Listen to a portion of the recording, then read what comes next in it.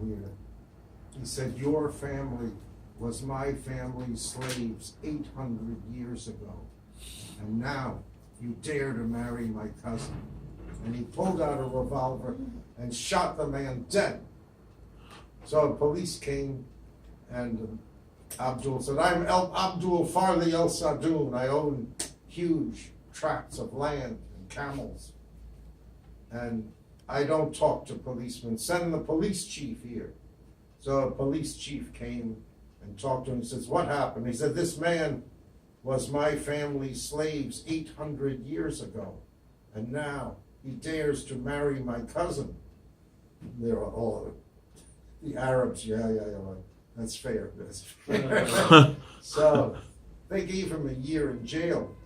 Now what is the principle? What's the moral of the story? Is that even today, people see their relationship in this Arab country in collective, corporate, covenantal terms. I'm not Abdul Farley El Sadoun only. I am Abdul Farley El Sadoun 800 years ago. And you are a slave today because you were a slave 800 years ago.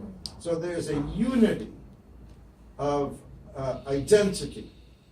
And that's what's happening with Adam and Abraham. What does God say to Abraham? Look in the sky. I will make your descendants as numerous as the stars in the sky, more numerous than the sand. And what does Abraham think? Me, a nobody, in 1,000 years, I still will be Abraham. And that's in fact what Jesus said. I am not the God of the dead, but of the living. And Abraham is still alive as covenant through Moses and through Christ.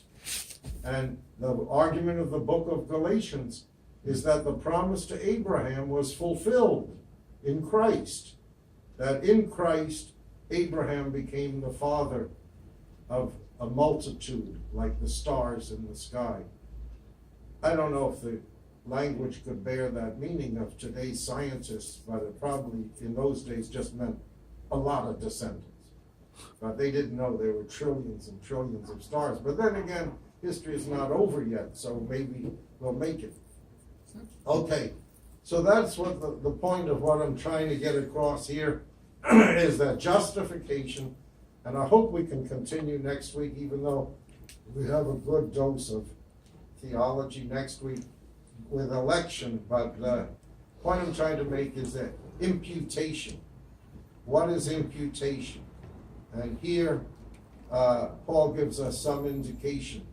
It is an immediate transfer of Adam's life and activity to his descendants, to his race. So we are all fallen in Adam, not because we did it, but because we are guilty in Adam. We all sinned in Adam. And the same thing is true with reference to justification.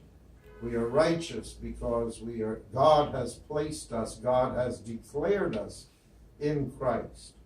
And this has nothing to do with our works. It is impossible that we could work since the imputation comes immediately. Okay, so I made my point today. I tried to make one point. No works. All right, for justification. So you are dismissed. Thank you. Thank you.